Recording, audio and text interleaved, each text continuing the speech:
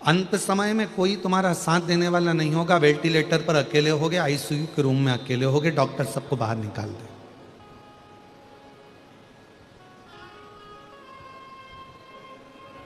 विपदा की घड़ी में कोई साथ देने वाला नहीं होता, विपदा की घड़ी में आपका विश्वास, आपकी मन की दृढ़ता, भरोसा ही आपका साथ देता है। कोई आएगा ना आएगा। गज और ग्रह की कथा कहती है, हाथी के पांव को मगर ने पकड़ लिया। हाथी के रिश्तेदार बहुत थे, कुटुंबी बहुत थे, सबने आवाज लगाया, हाथी ने पुकारा, सब आए, पानी के पास में आकर सब खड़े हो गए, पर हाथी का पांव छुड़ाने वाला कोई भी नहीं। अब कौन पुकारे, किसको पुकारे? वो हाथी। तब हाथी की बुद्धि, भगवान शिव की कृपा से कहीं हाथी की बुद्धि श्रेष्ठ हुई और उसने, हाथी ने भगवान नारायण को पुकारा। और भगवान नारायण को पुकारा तो भगवान ने गरुण को बुलाया, चल गरुण जल्दी चल। और हाथी भगवान को पुकार रहा था, गरुण पर भगवान जा रहे थे। गरुण बहुत धीमा चल रहा था, फिर कहा थोड़ा तेज चल, और तेज चल गरुण, और तेज चल। गरुण की स्पीड नहीं बन पाई तो भगवान ने गरुण को भी त्याग दिया और दौड़ते हुए भगवान उस हाथी के पास पहुंच गए, क्योंकि बचाना जरूरी था, बचाना जरूरी।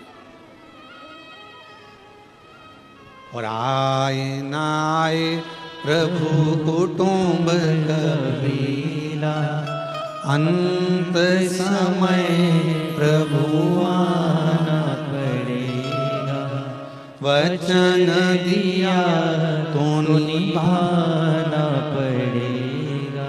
कोई आएगा ना आएगा, पर अंत समय में आपको आना पड़ेगा। अंत समय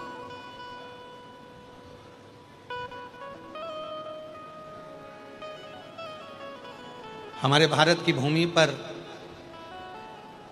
बिहार के मधुबनी में एक महादेव का मंदिर है। स्वयंभू प्रगट मेरे शंकर भगवान का एक शिवलिंग है, जिसको उगना महादेव कहते हैं। कौन सा महादेव है? उगना महादेव। आप लोग बोलो एक बार जम के, उगना महादेव। उगना, उगना महादेव। फिर से बोलो, उगना महादेव। ये भारत की भूमि पर वो शिवलिंग है जो स्वयंभू प्रगट है। मधुबनी जिला बिहार के अंतर्गत ये उगना महादेव आते हैं।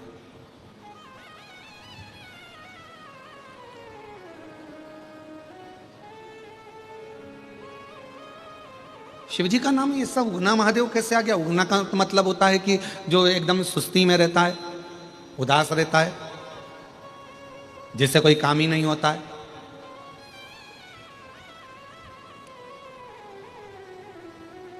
और भगवान शंकर का नाम उगना महादेव हो गया।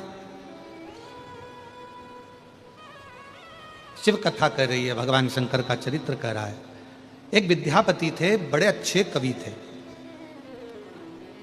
बहुत अच्छी कविता का पाठ करते थे, मैथिली थे, और अपनी कविता वो किसी को नहीं सुनाते थे। अगर सुनाते थे तो केवल देवाधिदेव महादेव को सुनाते थे, और किसी से अपने मन का भाव वो कहते नहीं थे। कविताओं के माध्यम से शिव जी की स्तुति किया करते थे। अब धीरे धीरे धीरे धीरे विद्यापति बुजुर्ग होते चले गए। अवस्था सबकी डलती है, बचपन आया है तो जवानी भी आएगी, जवानी आई है तो अधेड़ी भी आएगी, और अधेड़ी आई है तो बुढ़ापे भी आएगा। पर इतना जरूर याद रखें कि बचपन खेल में खोया, जवानी नींद भर सोया, बुढ़ापा देख कर रोया, सिराने मौत हंसती है। अंत में जब बुढ़ापा आए तो व्यक्ति को रोना ना पड़ जाए। बचपन गया जाने दो, जवानी गई जाने दो, अधेड़ी गई जाने दो, पर बुढ़ापा मत बिगड़ने दो। ये शिव महापुराण की कथा कहती है।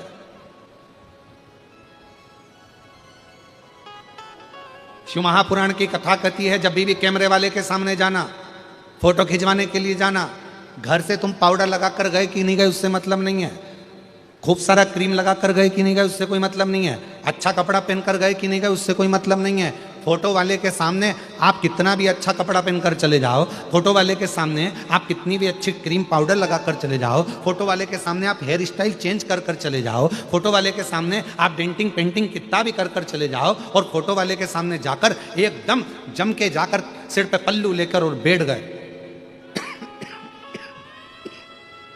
बैठे,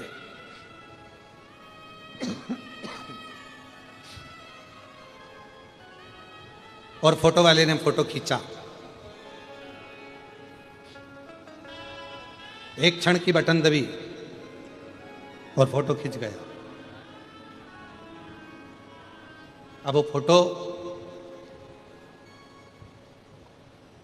तुमने देखते से ही कहा क्यों, हमने इतना अच्छा कपड़ा पहना था, इतना अच्छा पेंटिंग करा था, पूरा स्वरूप सुधार कर आए थे, इतना डेंटिंग पेंटिंग कर कर आए थे, इतना अच्छा हेयर स्टाइल कर कर आए थे, पर तुमने तो हमारा फोटो बिगाड़ दिया।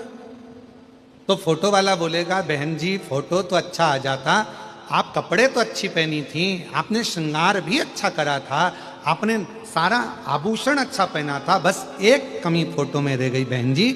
मैंने जब आपसे बोला था मैडम स्माइल प्लीज, उस समय पर आप स्माइल देना भूल गई, इसलिए ये फोटो बिगड़ गया। कपड़े से फोटो अच्छा नहीं आता, सुंदर स्वरूप से फोटो अच्छा नहीं आता, आप कैसी भी हेयर स्टाइल कर लो उससे फोटो अच्छा नहीं आता, आप कैसे कपड़े आभूषण धारण करे हो उससे फोटो अच्छा नहीं आता। शिव महापुराण की कथा कहती है फोटो को अच्छा लाने के लिए आपके चेहरे पर आप कैसे भी कपड़े पहने हो, कैसी भी हेयर स्टाइल है, कैसा भी चेहरा है, कैसा भी कुछ भी है, पर आपके चेहरे पर अगर स्माइल है तो फोटो अच्छा आकर ही रहता है। उसी तरह अंत समय में तुम्हारा बचपन कैसे भी गया, जवानी कैसी भी गई हो, अधेड़ी कैसी भी गई हो, पर बुढ़ापा जैसे आए और बुढ़ापे में जब मरने का समय आए, अंतिम श्वास चल रही हो, उस समय पर वैकुंठ अधिपति मेरे नारायण कैमरा लेकर खड़े होंगे, तुम्हारे प्राण छूट रहे होंगे, अंतिम श्वास चल रही होगी, और वो परमात्मा भी कहेगा अब बुढ़ापा है, मरने का समय है, थोड़ा सा स्माइल दे ले। स्माइल का मतलब है थोड़ा सा राम कह ले, कृष्ण कह ले, शिव कह ले। अंतिम समय में अगर थोड़ा सा भी भगवान का नाम ले लिया, फोटो सुधर गया। और अंत समय सब बोलो सब, प्रभु आना पड़ेगा, वचन दिया तो निभाना पड़ेगा, और आए ना आए प्रभु कुटुंब कबीला, अंत समय प्रभु आना कोई साथ देगा नहीं। बचपन गया जाने दो, तुमने कपड़ा कैसा भी पहना जाने दो, तुमने श्रृंगार, जवानी आई तुमने श्रृंगार कैसा भी करा जाने दो, अधेड़ी आई तुम कैसे भी जिंदगी जिए चलेगा, पर बुढ़ापा तुम्हारा बिगड़ना नहीं चाहिए। सबसे कठिन है बुढ़ापा, पर बुढ़ापे को संवारने का सबसे सुंदर तरीका है तुम्हारा मौन रहकर भगवान की भक्ति को धारण करना।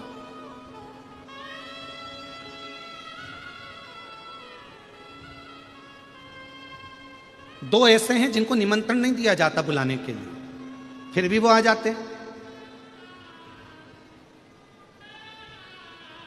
और दुनिया में कोई ऐसा पैदा नहीं हुआ जो इन दो को निमंत्रण देता। और मुझे विश्वास है हैदराबाद के लोग भी इनको निमंत्रण नहीं देते होंगे, फिर भी वो तुम्हारे यहां आ जाते हैं। दो ऐसे हैं जिनको निमंत्रण नहीं दिया जाता तो भी आते हैं, जिनको नहीं बुलाया जाता तो भी आते हैं, जिनको आमंत्रण नहीं दिया जाए तो भी आते हैं, जिनको भगाने का प्रयास किया जाए तो भी आते हैं। वो दो हैं, एक नंबर पर है बीमारी और दूसरे नंबर पर है भिखारी। ये दो ऐसे हैं जिनको निमंत्रण नहीं दिया जाता, ये दो ऐसे हैं जिनको कोई आमंत्रण नहीं दिया जाता, ये दो ऐसे हैं जिनको कोई पत्र नहीं भेजा जाता। किन किन को? जम के बोलो। पहले नंबर पर बीमारी और दूसरे नंबर पर भिखारी। इन दोनों को कोई पत्र नहीं भेजता, इन दोनों को कोई निमंत्रण नहीं भेजता, इन दोनों को कोई बुलाने का आदेश नहीं आता, फिर भी ये दो अपने घर में जरूर आते हैं, अपने द्वार पर जरूर आते हैं। पहले नंबर पर होती है बीमारी। बीमारी को कोई नहीं बुलाता, फिर भी बीमारी अच्छे अच्छे घर में, अच्छे अच्छे परिवार में, जिनके यहाँ डल्लफ के गद्दे हैं, एसी का रूम है, कालीन बिछे हुए हैं, जिनके यहाँ पानी भी आरओ का चलता है, बिस्लरी की बोतल पीते हैं, खूब अच्छे अच्छे क्रीम और पाउडर में रहते हैं, और खूब योगा भी करते हैं, एंजॉय भी करते हैं, साथ में बड़े सोच समझ कर खाते हैं। मैं बाजार की चटनी नहीं खाऊंगी, मैं बाजार का ये नहीं खाऊंगा, मैं वो नहीं खाऊंगा। उसके बाद भी बीमारी को निमंत्रण नहीं दिया जाता और बीमारी घर के अंदर प्रवेश कर जाती है। उसी तरह भिखारी, भिखारी को कोई नहीं बुलाता तो भी वो दरवाजे पर आ ही जाता है। कैसे बचोगे? कैसे बचोगे?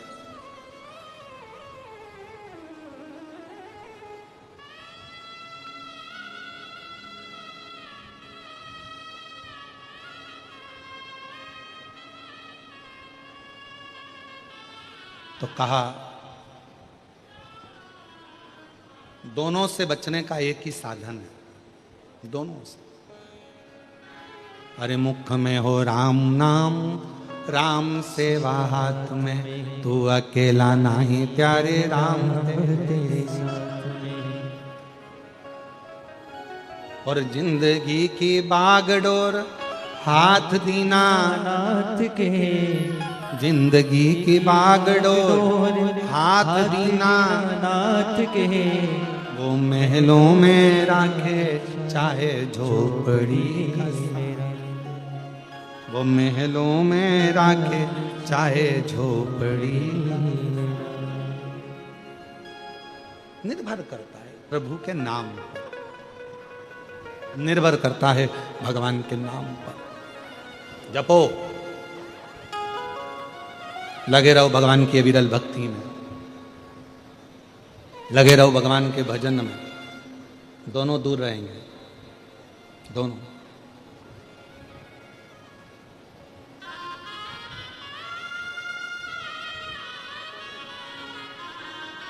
भजन करने वाले के पास भी बीमारी कम जाती है और भजन करने वाले के पास भिखारी भी कम जाता है। उसको मालूम है ये तो पहले से ही ऐसा दिख रहा है, इसके पास क्या होगा। तो भिखारी सोचता है कौन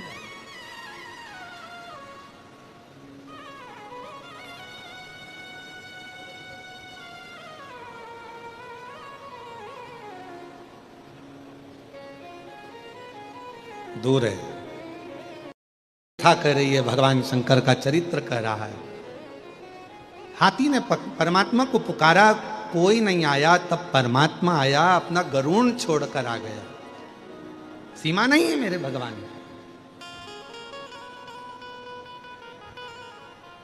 किसी भी देश में, विदेश में, प्रदेश में, गांव में, नगर में, शहर में, कहीं पर भी रहकर आप भगवान को पुकारना प्रारंभ करो। मेरा भगवान ये नहीं दे। अब आपके यहाँ तो ये तेलंगाना में तेलुगु चलती है, कर्नाटक में। एक बहन जी ने पत्र लिखा है, हम तो कल बोलने वाले थे कि किसी को कन्नड़ आती हो तो हमारे पास आकर पत्र पढ़ दो, हमको पढ़ना नहीं आ रहा। उन्हें कन्नड़ भाषा में लिखा है। एक बहन जी ने तेलुगु भाषा में पत्र लिखा और आगे शुरू में हिंदी में लिख दिया और लिखती है, और उसमें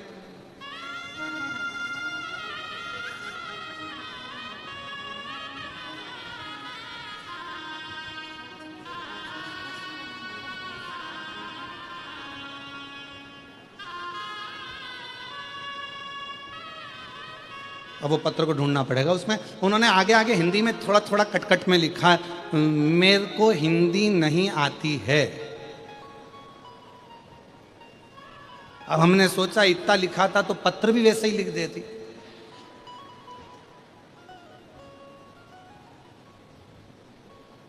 अब उसके बाद में उन्होंने वो पत्र में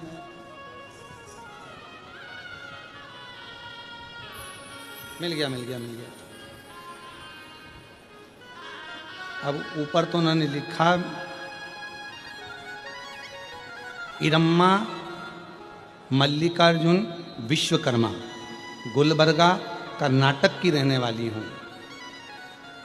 मुझे हिंदी बोलना, हिंदी ज़्यादा लिखना नहीं आता। पर भूतड़ा परिवार लिख दिया उसने कि इनको धन्यवाद। टीवी पे तुम्हें देखती हूँ, सुनती हो, देखती। पीछे लिखा, अब पीछे लिखा पर पढ़े कौन दादा। लाओ जरा, इनमें से किसी को तो कन्नड़ आती होगी, लाओ इधर पढ़ो तो रहे जरा। जब तक अपन अपना गुनगुना लो। शंभो सर इधर आ जाओ। मिला एक कन्नड़ पढ़ने वाला मिला है जरा।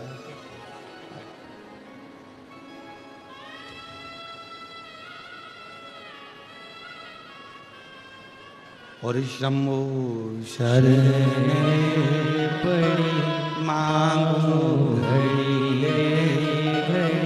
दुख का मेरे पास दे दो।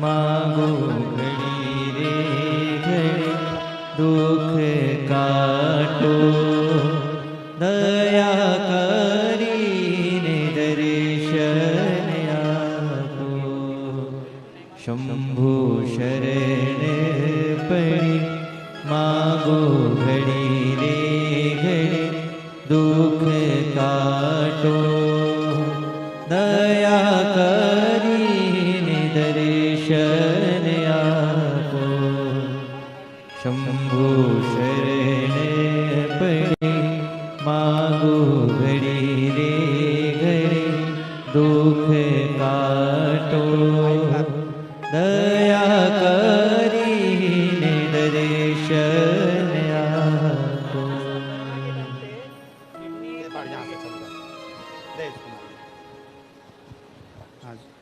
श्री शिवाय नमस्तुभ्यम।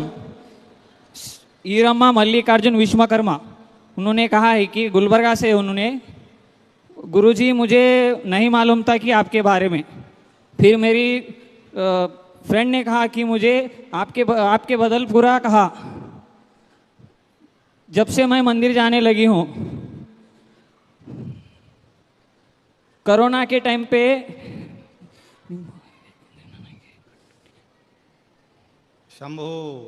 नहीं एक सेकंड, कोरोना के टाइम पे मेरे पति को कहा मैंने, उनको किडनी का प्रॉब्लम था, रलिया और बाबा आशीर्वाद, ओके, तो भगवान की दया से मुझे अच्छा लगने लगा है अब। हम तो बाबा के भरोसे चलते हैं, हम तो बाबा के भरोसे चलते हैं।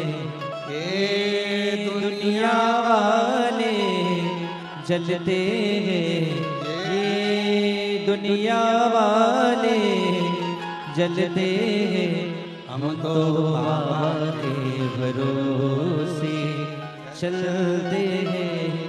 बहुत भाव से मेरी जीजी, आपने जो पत्र लिखा है वो बड़े भाव से लिखा और हमने बड़े भाव से इसको पढ़वाया भी और बहुत सुंदर सुंदर भाव उसमें आपने व्यक्त किया। हम तो बाबा के भरोसे चलते हैं, हम तो बाबा के भरोसे चलते हैं। ये दुनिया वाले जलते हैं, ये दुनिया वाले जलते हैं, हम तो बाबा के भरोसे चलते हैं, हम तो बाबा के भरोसे चलते हैं। तो जो दिल से भाव से आपने लिखा, कहीं पर भी रहें, कोई प्रदेश में, कोई देश में, विदेश में, कोई जिले में, कोई शहर में, तुम्हारा मन पड़े जहाँ रहो, पर मुख से अगर भगवान का नाम पुकार रहे हो, हृदय से श्री शिवाय नमस्तुभ्यम कह रहे हो, तो ये निश्चित है कि पुलिस की सीमा हो सकती है, भारत की एक देश की सीमा हो सकती है, प्रदेश की सीमा हो सकती है, जिले की सीमा हो सकती है, तहसील की सीमा हो सकती है, पर मेरे बाबा की कोई सीमा नहीं है। जहां पुकारोगे, जब पुकारोगे, जैसे पुकारोगे, मेरा शंकर तुम्हारे सामने खड़ा हो। वो सीमा से हटा हुआ है, उसकी कोई सीमा। बस दिल से, हृदय से शिव को पुकारो। जैसे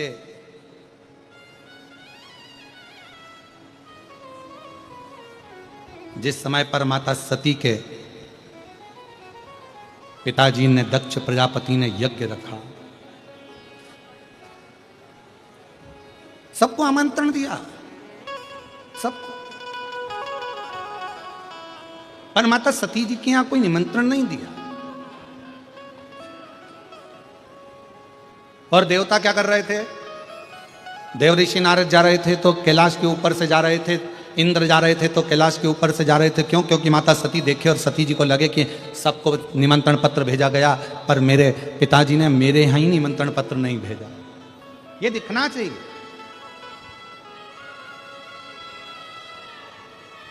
सती मैया ने देखा इंद्र जा रहे हैं, सती मैया को कोई फर्क नहीं पड़ा।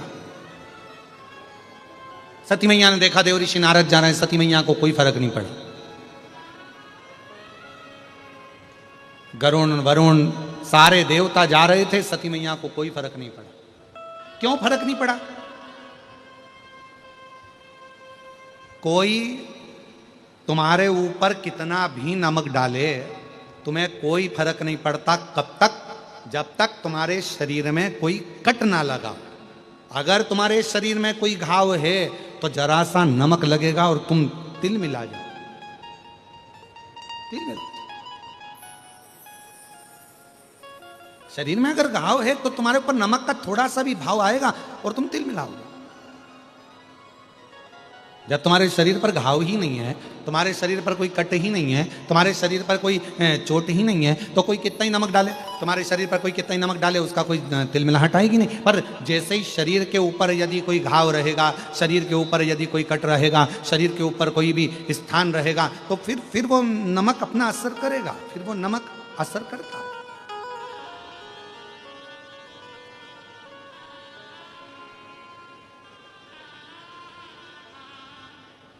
फिर वो नमक अपना असर कर सकता है।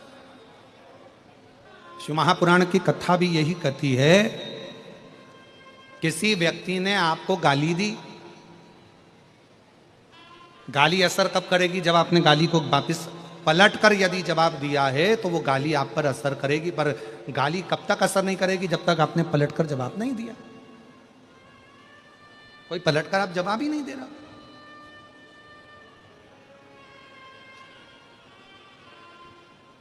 किसी ने आपको अपशब्द दिया, ताना दिया, आड़ा टेढ़ा बोला, आपने अगर पलट कर जवाब दिया तो समझ लो आपने गाली को लिया। आपने पलट कर अपशब्द बोले तो मतलब आपने पलट कर उसने जवाब दिया है, तो मतलब उसने गाली को स्वीकार किया है। एक महाभारत का बड़ा सुंदर चरित्र है महाराज। जिस समय पर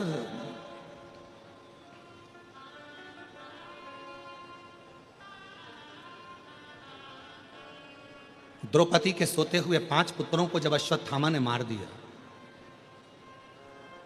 और भीम ने द्रौपदी के हाथ में तलवार पकड़ा दी और कहा, यह तलवार लो द्रौपदी, इस अश्वत्थामा को मार दो। द्रौपदी ने कहा, नहीं मैं नहीं मार सकती।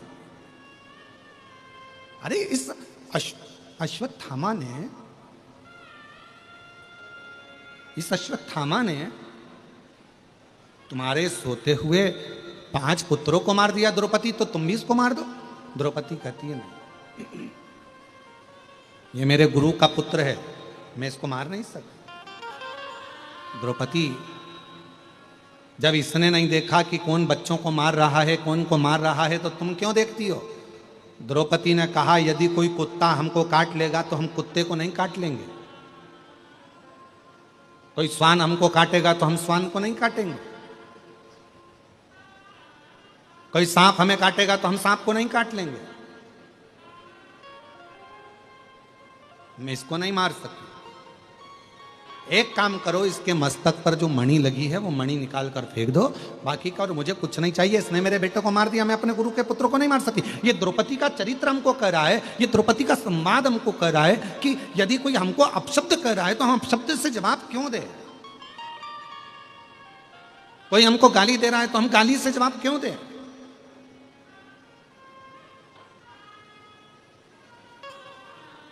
अगर हम पलट कर वही जवाब दे रहे हैं तो ये तो वही हो गया कि हमारे शरीर में घाव है।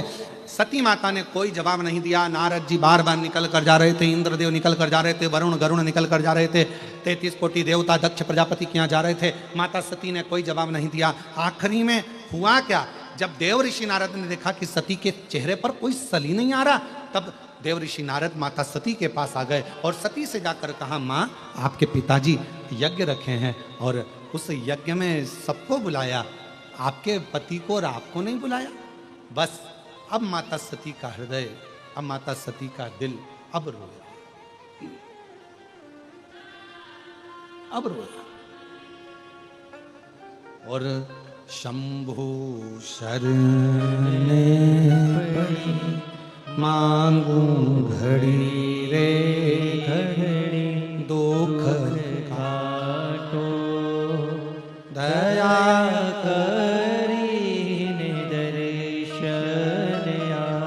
माता सती को लगा, और सती मैया को जैसे ही लगा तो माता सती ने अपने पति भगवान देवादिदेव महादेव से कहा, मेरे पिताजी के यहाँ यज्ञ चल रहा है, मुझे जाना चाहिए। शिव जी ने मना करा, सती मत जा। सती को समझाया, मत जा। सती मानने को तैयार नहीं, मुझे जाना चाहिए, मुझे पहुंचना है, मुझे जाना है, मेरे पिता के घर का यज्ञ है, मुझे जाना पड़ेगा। सती माता को खूब खूब भगवान शंकर ने समझाया, पर आखिरी में सती नहीं मानी और पिताजी के यहाँ यज्ञ में पहुंच गई। पहुंची तो देखा कि यहाँ सबके लिए स्थान था, पर माता सती ने देखा कि मेरे पति के लिए कोई स्थान नहीं था, मेरे पति के लिए कोई स्थान। नैनों से नीर माता सती के बह रहा था, आंखों से आंसू माता सती के बह रहे थे, नैनों से अश्रु माता सती के बह रहे थे। कोई स्थान नहीं।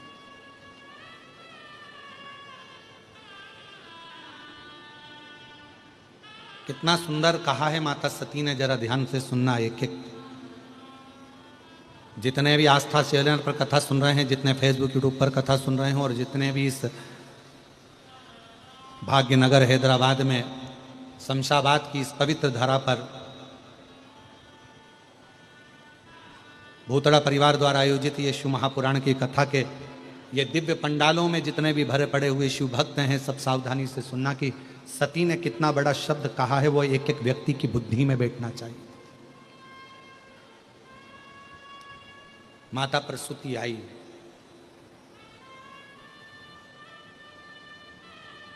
सती के सिर पर हाथ रखा, बेटी सती, बेटा सती, तू रोती क्यों है? तेरे नैनों में जल क्यों है? रोती क्यों है? ले। सती, ये थोड़ा सा जल का आचमन कर ले। सती ने मना करा, नहीं मां, मैं नहीं। रति आ गई, रोहिणी आ गई, सबने समझाया सती को, सती ले थोड़ा सा जल का आचमन कर ले, थोड़ा सा जल पी ले सती। सती ने अपने केशों को खोलकर माता सती कहती है, सुनो मां प्रसूति, मैं सती देवादिदेव महादेव की अर्धांगिनी मां आज एक शब्द कहती हूं, जिस स्थान पर शंकर के लिए कोई स्थान नहीं हो, जिसके घर में भगवान शंकर का शिवलिंग नहीं हो, जिस घर के अंदर, जिस भवन के अंदर शंकर का कोई स्थान ना हो, शंकर का शिवलिंग ना हो, सती कहती है उस घर का जल पीने वाला कभी मोक्ष प्राप्त नहीं कर सकता, उसे कभी मोक्ष नहीं मिल सकता। जिस घर में शंकर भगवान का शिवलिंग होता है, जिस घर में शिव का स्थान होता है, जिस घर में शंकर का एक प्रतिबिंब स्वरूप होता है, उस व्यक्ति को किसी तीर्थ में जाने की जरूरत नहीं पड़ती, सारे तीर्थ उस व्यक्ति के घर में आकर विराजमान हो जाते हैं, सारे तीर्थ आते हैं। और मेरे पिता दक्ष प्रजापति शंकर जी का अपमान कर दिया, मेरे पिता दक्ष प्रजापति शिव का अपमान कर दिया, मेरे पिता दक्ष प्रजापति ने शंकर भगवान का अपमान करा है, शिव का स्थान नहीं रखा, शंकर के बैठने का स्थान नहीं रखा, इसलिए दक्ष प्रजापति के घर का जल मेरे लिए श्रेष्ठ नहीं है। मैं यहाँ जल, तुम मां प्रसूति कर रही है, ये तो तेरे पिता का घर है, पिता का घर है पर शिव का घर नहीं है। ये पिता का घर है पर शिव का घर नहीं है। और मेरी जीजियों, मेरे जीजाओं, मेरी बेटियों, बेटाओं, मेरी माताओं, मेरे भाई बुजुर्ग बंधुओं, स्मरण रखना, प्रत्येक घर में भगवान शंकर का एक छोटे से छोटा शिवलिंग जरूर होना चाहिए, जरूर होना चाहिए। कल हमारे श्री ब्रजगोपाल जी भूतड़ा जी और श्रीमती दीपाली जी भूतड़ा जी दोनों एक प्रश्न कर रहे थे। कल उन्होंने कहा, गुरुजी हमारे पास में 2 शिवलिंग थे, तो किसी ने कहा कि एक शिवलिंग रखो, एक शिवलिंग हटा दो, तो उसको रखना चाहिए नहीं रखना चाहिए, हमने कहा, हमने कल भी कथा में कहा था, 1 से 1000 तक भी अगर तुम्हारे घर में शिवलिंग है तो वो दोष नहीं देते, वो तुम्हारा कल्याण ही करते।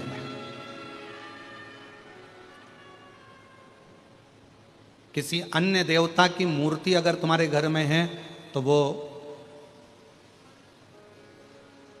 किसी देवता की अगर मूर्ति तुम्हारे घर के अंदर है तो वो 1-2 हो सकती है, 2 से ज़्यादा नहीं हो सकती है। पर भगवान शंकर का यदि शिवलिंग तुम्हारे घर में है, 1 है, 2 है, 3 है, 4 है, 50 हैं, 100 हैं, 200 हैं, 500 हैं, 1000 हैं, 10,000 हैं, कितने भी हैं, तुम्हारे घर का वो शिवलिंग कभी तुमको दुख नहीं देगा, कभी कष्ट नहीं देगा, कभी तकलीफ नहीं देगा।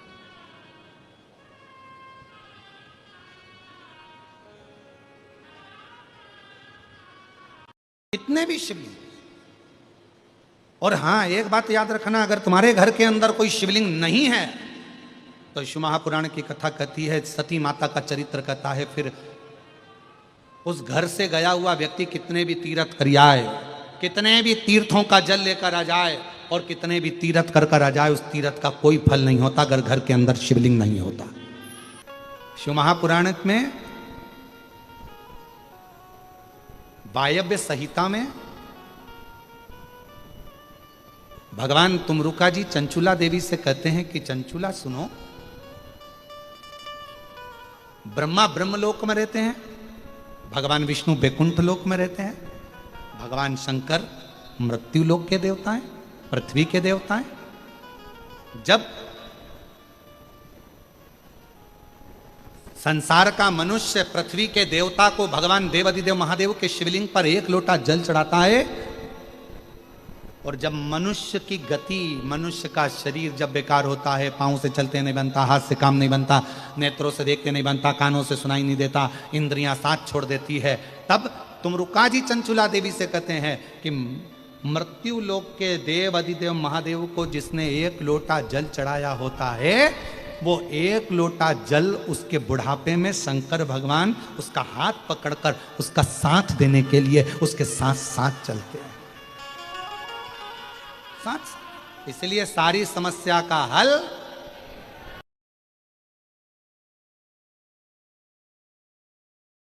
नारा है, श्री शिवाय 1 लोटा जल, सारी समस्या का हल।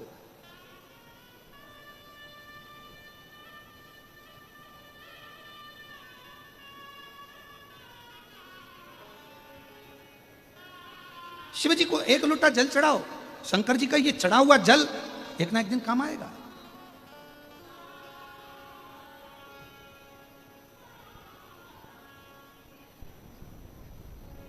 एक प्रसंग आप लोग कभी तुलसी बाबा के चरित्र में पढ़िएगा, वो 1 लोटा जल लेकर जाते थे, थोड़ा सा कहीं ना कहीं वो जल ढोलकर चले जाते थे, वो जल भी उनका काम आया।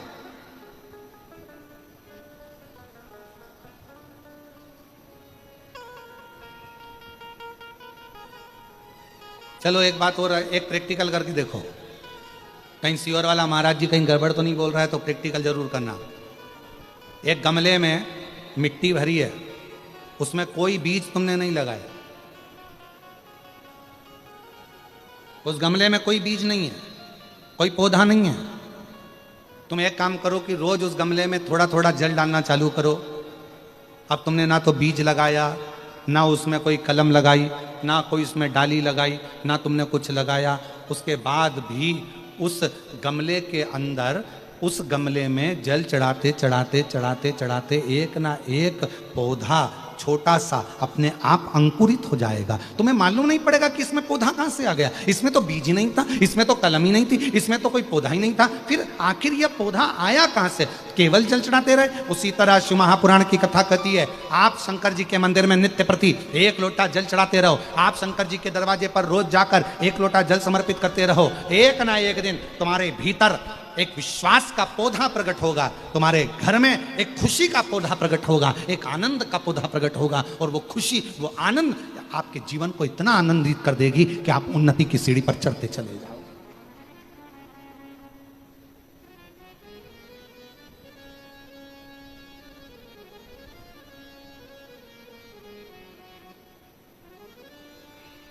उगना, महादेव की कथा कहती है विद्यापति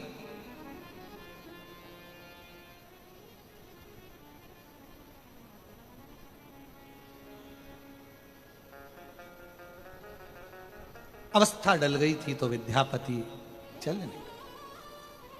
अब शिव की कृपा देखिएगा जरा, शंकर भगवान को कथा, भगवान शंकर का भजन करने वाला, शिव का स्मरण करने वाला, शिव को एक लोटा जल चढ़ाने वाला, शिव कथा श्रवण करने वाले के साथ शिव कैसा साथ देते हैं वो सुनिए। और ये कथा बहुत पुरानी नहीं है, बहुत पुरानी नहीं, यही कलिकाल की कथा है। भारत की भूमि पर एक उगना महादेव का शिवलिंग स्वयंभू प्रकट इसी कलिकाल का, इसी कलयुग का है, कोई दूसरे समय का नहीं। विद्यापति एक दिन बैठे हुए थे, शिव जी को लगा आजकल विद्यापति कविता पाठ नहीं करते, मुझे सुनने को नहीं मिलता, क्यों ना मैं जाऊं विद्यापति के पास। मेरे ओघड़दानी जब जाने लगे तो पार्वती जी ने पूछा कि प्रभु आप कहां जा रहे हो, कहां जा रहे हो प्रभु? और हो के नंदी पैसावार, सुन के भगतों कहां जा रहे हो, किस जगह पर जा रहे हो, पूछा कहां जा रहे हो? शिव जी कुछ बोले। फिर माता पार्वती जी ने पूछा प्रभु आप जा कर रहे हो? शंकर भगवान कुछ नहीं बोले। फिर माता पार्वती जी ने फिर पूछा तो पार्वती जी के शब्द सुनकर शिव जी ने कहा एक विद्यापति है, बहुत अच्छा कविता का पाठ करता है, जब वो कविता पढ़ता है तो मुझे बड़ा सुनने में आनंद आता है, परंतु अब शरीर उसका ढल गया है, तो मैंने सोचा अब उससे नहीं बनता तो मैं उसकी सेवा करूंगा। शिव जी आप सेवा करोगे? हाँ भोले बाबा आप? हाँ। पार्वती जी ने कहा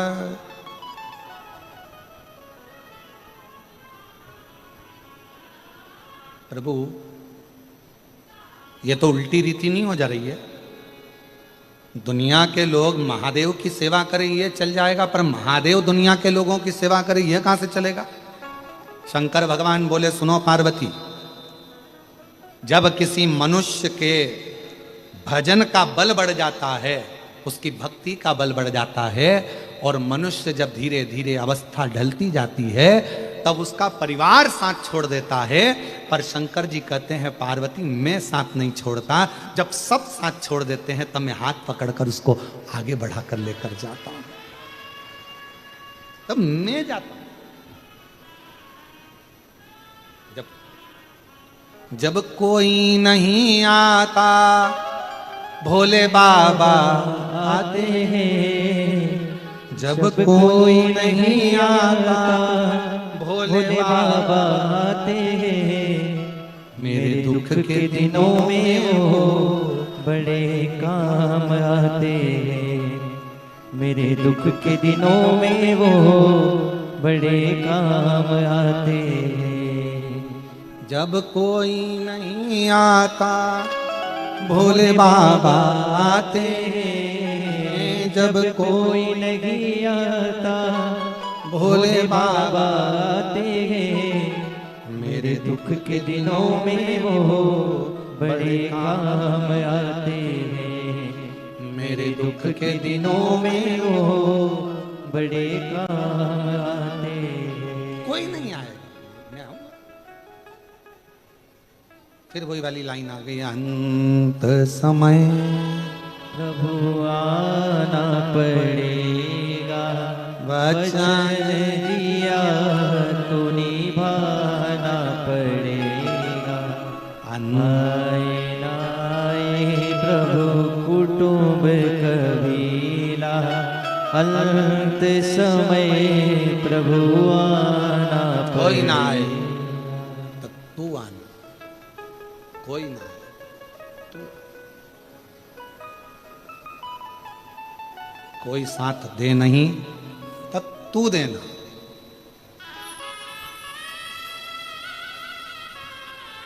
जब कोई ना निभाए तब तू निभाना।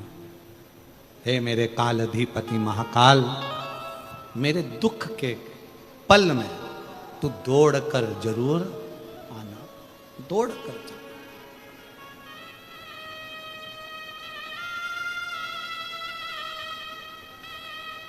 तब तू आ, और तेरी कृपा से, तेरी दया से, तेरी करुणा से सुख का अनुभव। ओ बाबा रे, तेरे बिना भी क्या जीना।